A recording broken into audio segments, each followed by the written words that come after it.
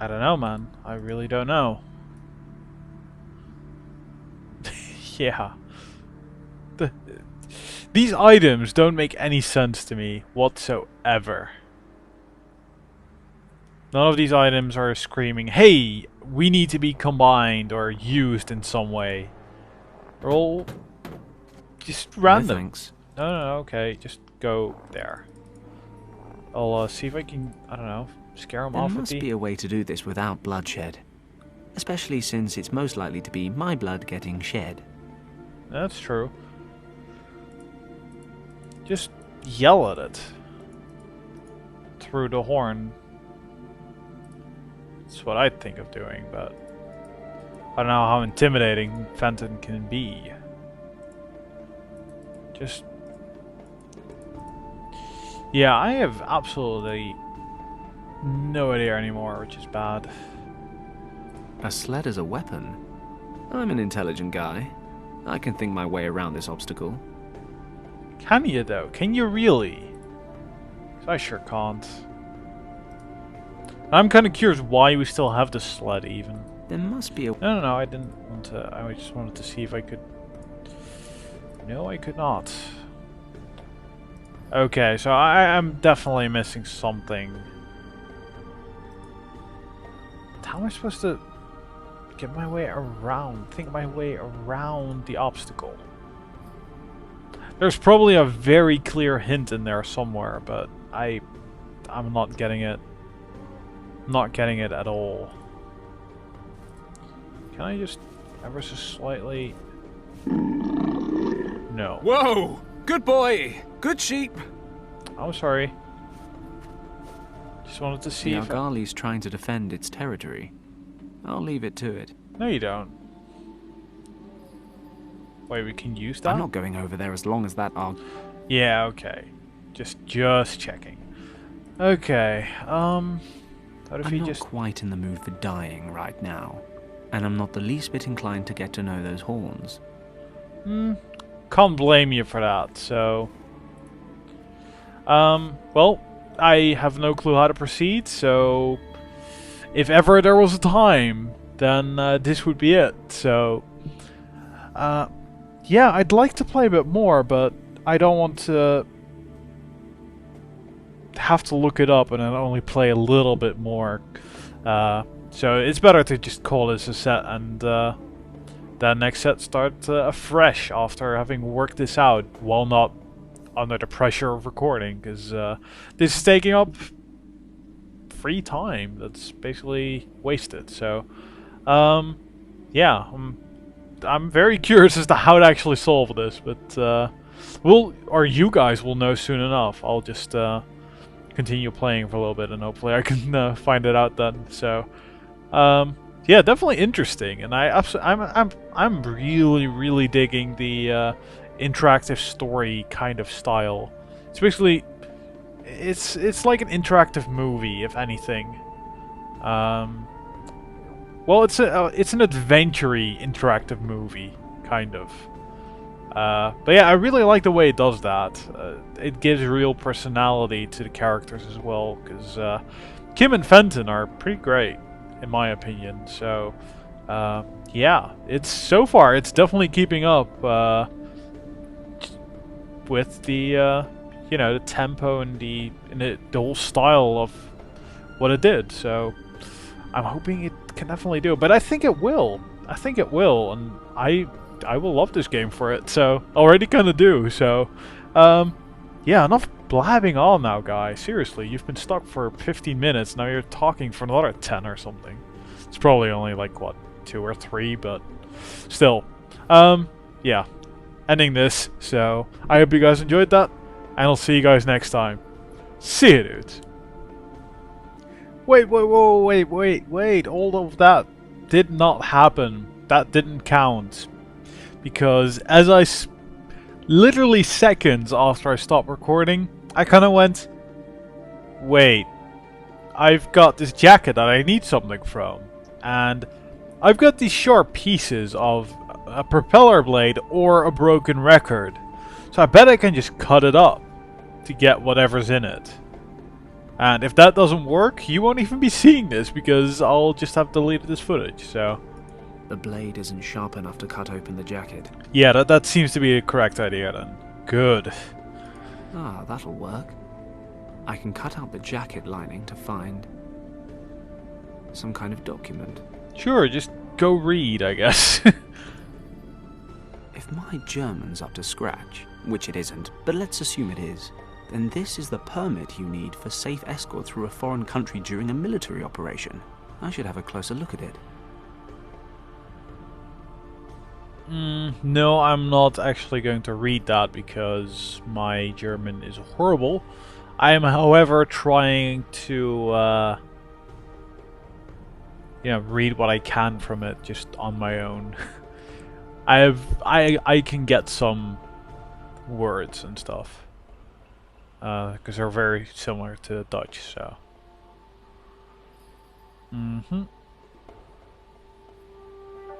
A guy carrying this document can get through, as he said, basically, as he said.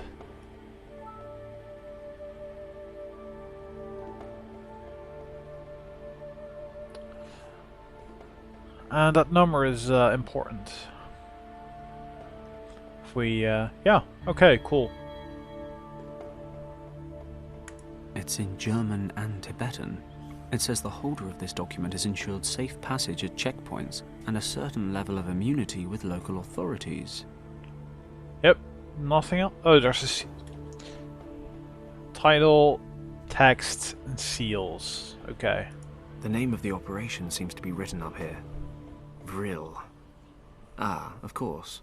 Vril. Why, that means... Actually, no, I have no idea what that means. Something German, probably. Yeah, I have no clue on that either, so... I can see two seals down here. One's Tibetan government, but I don't know the other one. Some kind of German organization. The Tool Society. Never heard of that before. Regardless, looks like the Germans are here with Tibet's blessing. Something for Lord Weston once we get home. Huh. Well, okay. A piece of lambskin, cut from the pilot's jacket. I think he could have done with putting this thing through the wash a bit more often. Probably smelled better when it was alive. Okay, so I'm sure we can't use a document on anything. It's just a document at this point, right? We got the information we needed, so... dealing with the Argali, though, I have no clue, so I'm just going to see if I can combine it. Okay. I can. I'll put the lambskin on the sled so I'll have a nice soft seat next time. Hey, this is starting to look like an animal. What? What? A slap? Thanks to the lambskin, I have a soft and smelly seat. Okay, so it looks a bit odd, but that's not a problem.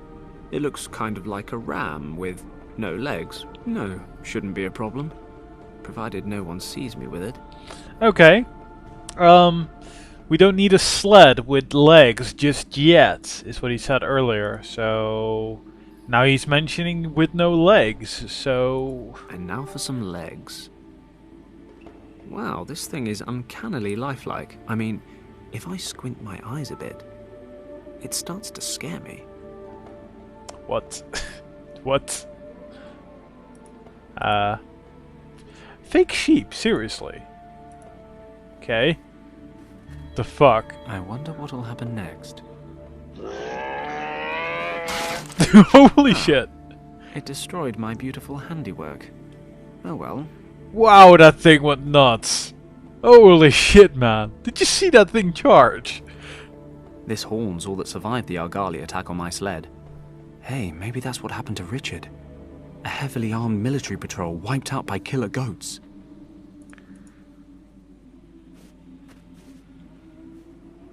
Why are you thinking like that, dude? You should not. I don't want to steal these and end up getting smited. Oh, ancient Tibetan god, if you want to hold on to these, please give me some sign. Nope, I guess we're good. This seems to be a place of worship for the locals, although it looks like they might have more popular tourist attractions. And the weird lumps, I guess. What are those strange lumps? Looks like coal. Or... oh no, of course not. It's poo. Great. We have poo. Great. Yay for random items. Now what? What am I supposed to do with this? What am I supposed to do with this? Not to be confused for little lumps of coal, this is in fact frozen Argali dung. I don't make a habit of finding and hoarding feces, but Fenton's first rule of survival is you never know when the strangest things might come in handy. Besides, it doesn't really smell that bad. To be honest, I even seem to recognize a slight but quite pleasant herbal aroma. Yeah, I think, you know, because it is all frozen and stuff, it's really not that bad.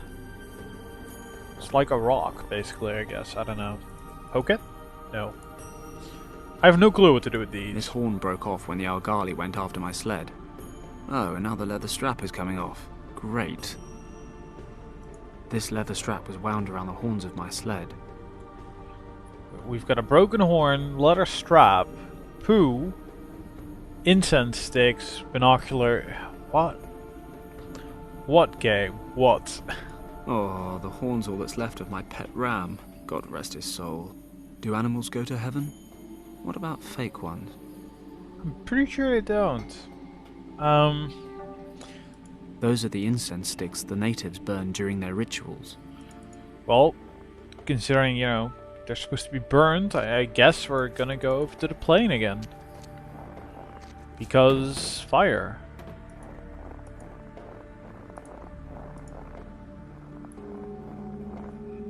I'll light one of them. What a stink. Perfume's not really a man's thing. Okay. It's certainly pungent.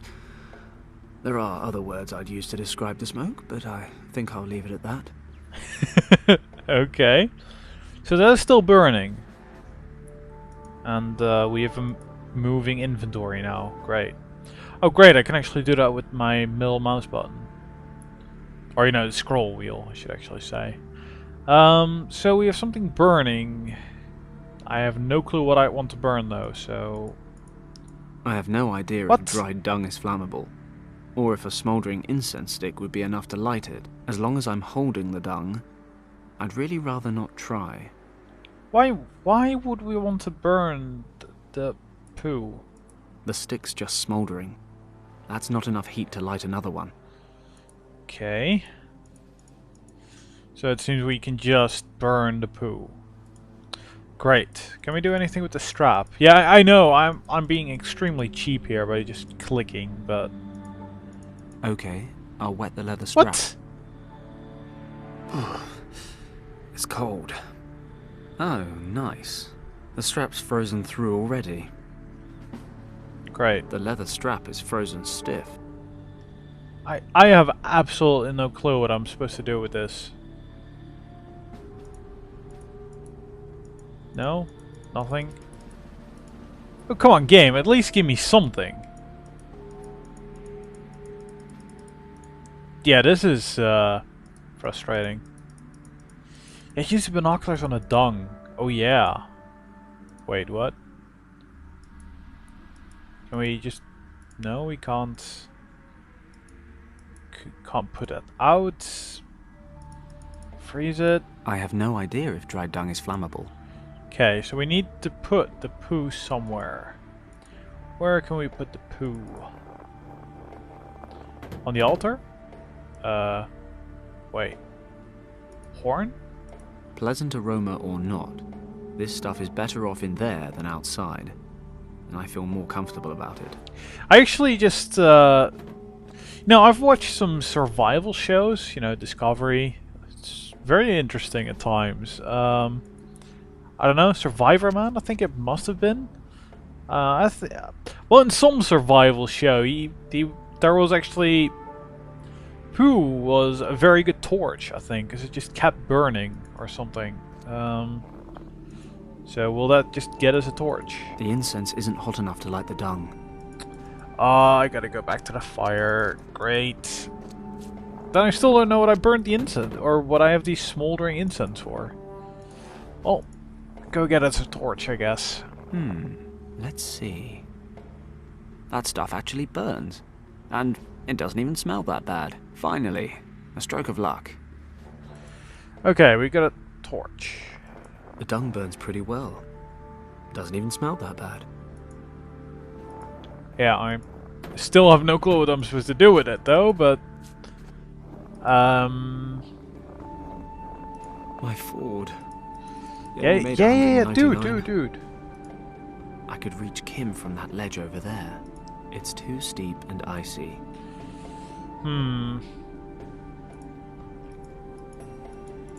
Yeah, I have no clue, guy. I have no clue. Is there... I don't know, I feel like there should be something here, but... This seems to be a place of worship for the local. I don't even know why I tried, but... Yeah, these items just don't make sense to me. They really don't. I've lit an incense stick. The smell from this thing could wake the dead. Okay, so... Oh, so we've got a burnt one and we have a burning one. So I'm assuming that that is what we need to actually wake Kim up whenever we would get to her. Which gives, you know, which makes me think that, yeah, I know, that's burned up. Yeah, which makes me think that I'm supposed to get up there already. It's too steep and icy. You can't climb up there without help. Well, I feel like, yeah, I should be able to get up there, but if only I knew how.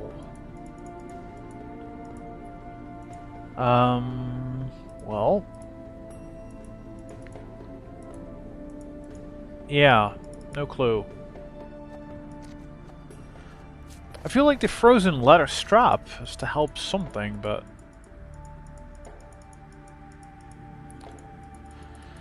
Huh. Confused. You know, what I try and do is probably, you know, grab the wing hole and put it over the engine at the front of the plane there, and then you have a makeshift ladder. But yeah, that's my thoughts. The framework of the Messerschmitt's wings.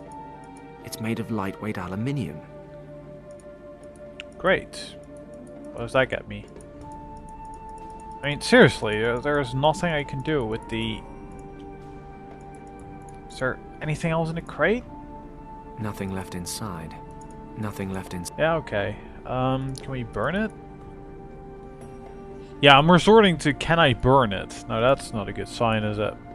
It's frustrating though, because there's only these three small areas with one intractable object. Like, what? What am I supposed to do here? Can't put anything in there. Put some burning dung in there. I'm sure the Tibetan gods will appreciate that.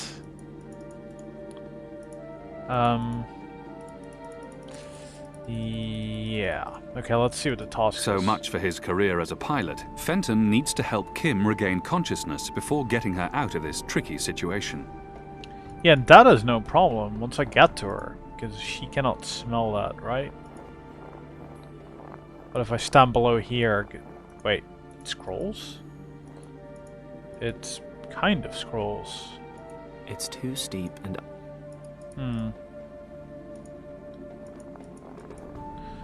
Okay, well... I've lit an incense stick. Throw it up there? No? Okay, damn it. I was hoping I'd be able to do this, you know, without having to go look it up or something, but I don't know. The stick's just smoldering. Yeah, it's just smoldering, but... Yeah, I need to get up here, and I need to figure out how, so, give me a second. Okay, well, you can see the solution right there. AK, use the wing hole on the ledge, and there you go. I'm not even... No. Kim! Thank goodness. She's alive. Kim, can you hear me? Damn it, she's unconscious. But I'll never get her out of the wreck without her help. I need to wake her somehow. Yeah, clearly I figured this out in the wrong order. There's a parachute there. Well... I've lit an incense stick. Yeah. Here, Kim. Wake up. The smoke is vile. Let's hope it wakes her up.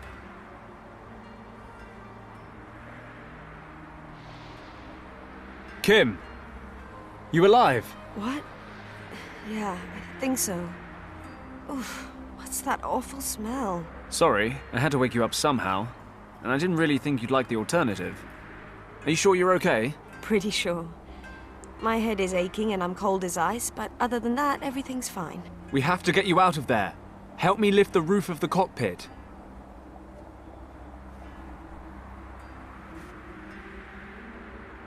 No dice. Damn it, it's barely budging. Now what? You better have a plan B. I'm working on it. Whatever you're doing, do it faster. I need more strength to get the cockpit off. No, use more skill.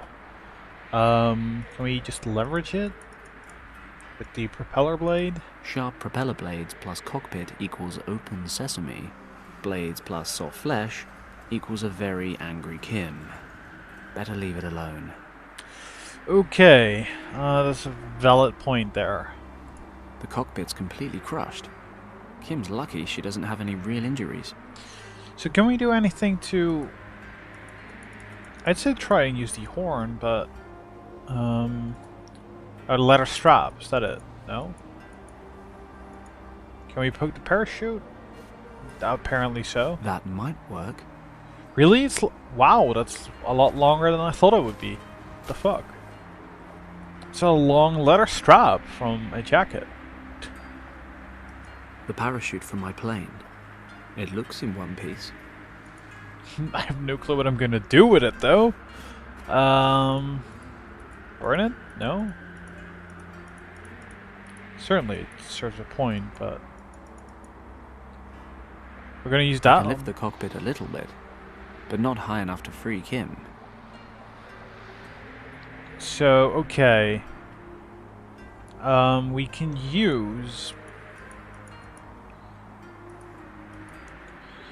the parachute on the cockpit to raise it a little bit. That's okay. That's like half the puzzle, right? Because I accidentally clicked. The stick's just smoldering. Yeah. Okay.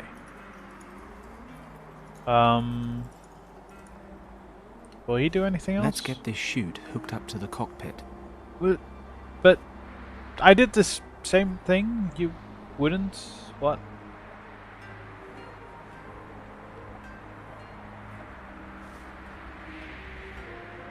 The parachute from my plane. The parachute. No, I want to see the game. The cockpit's completely crushed. I can lift the cockpit a little bit. Okay, well, just... Okay. Ripcord time. Okay, right. Ha!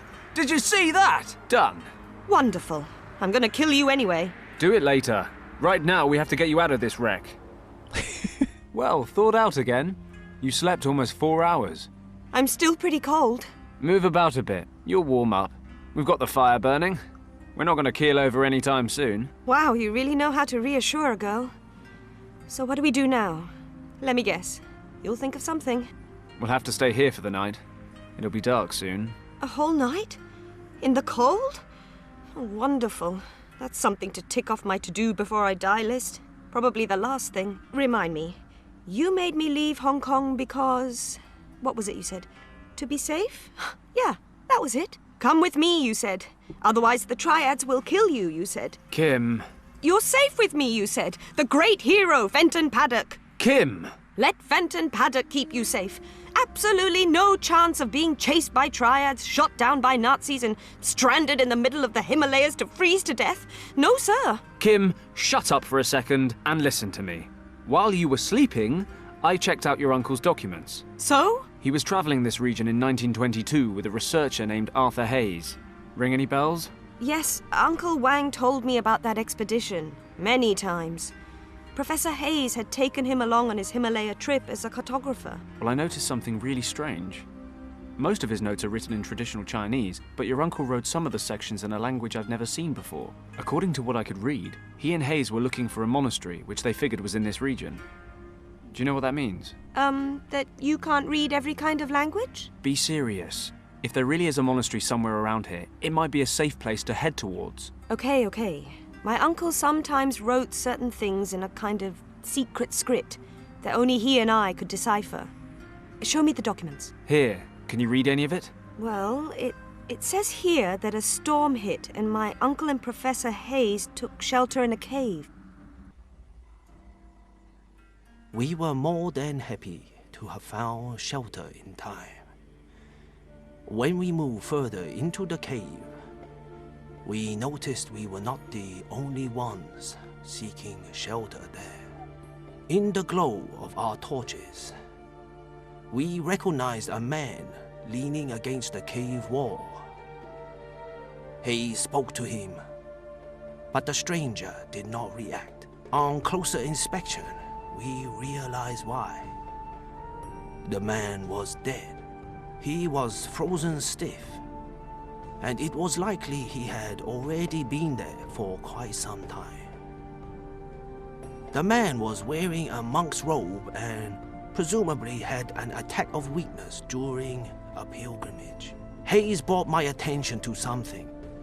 The torn up and burnt remains of a parchment lay beside the corpse. It is possible that the monk had used the last of his strength to build a fire. On examining the burnt remains more closely, it turned out to be a map. Hayes was able to determine a few checkpoints, and thus conclude that it showed the region we were in. The texts we were able to identify on the map were written in an ancient script, of which Hayes was able to translate little. While the professor's eyes wandered across the map, he suddenly gasped.